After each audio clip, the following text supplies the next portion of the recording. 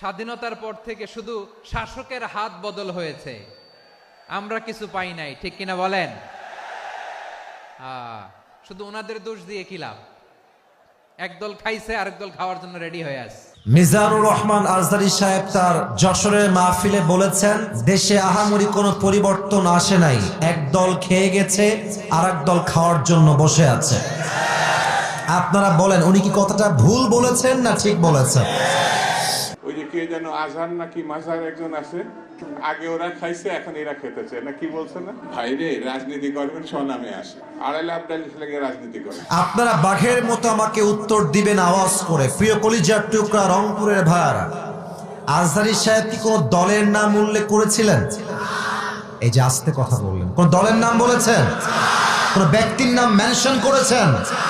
উনি জাস্ট বলেছেন একদল খেয়ে গেছে আর একদল খাওয়ার জন্য বসে আছে, এতেই কিছু লোকের গায়ে আগুন ধরে গেছে। আমরা কোন দলের নাম উল্লেখ করি না। আচ্ছা, মনে করেন যে আজহারী সাহেব কোন দলের নাম উল্লেখ করেই ফেলেছেন, কোন দলের নাম এক্স্যাক্টলি মেনশন করেছেন, তো আমাদের কি জনগণ হিসেবে বাক স্বাধীনতা নেই? বলেন সবাই, আছে না নাই?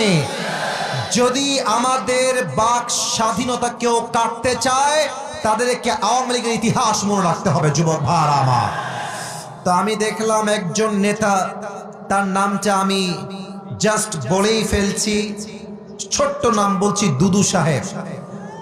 উনি বললেন, কোথাকার কোন আজহারি মাঝহারি মিয়া, আজহারি কি মাঝহারি? এটা কি আপনাদের সস্তা মনে হয়?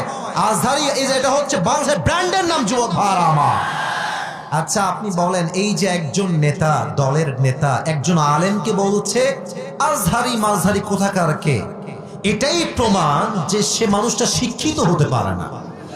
একজন শিক্ষিত মানুষ আলেমকে কথা বলবে পরিপূর্ণ শ্রদ্ধার সাথে, সম্মানের সাথে। রংপুরের ভাইরা আমার, আচ্ছা আপনি আমাকে বুঝায় বলেন, মনে করেন যে আজহারী সাহেব কোন একটা কথা ভুলই বলেছেন, আমরা কারো অন্ধভক্ত নই, আমরা অন্ধভক্ত নই, ভুল হলে ভুল, ঠিক আছে, আপনি দ্বিমত পোষণ করবেন, এটার তো একটা আদব আছে, এটা সম্মান আছে। আপনি বলবেন যে আমাদের সকলের প্রিয় মিজানুর রহমান আজহারী সাহেব কথা বলেছেন, আমার মনে হয় ব্যাপারটা এরকম না হয়, এরকম হলে আরো ভালো হতো। আপনি রেসপেক্ট দিয়ে বলেন।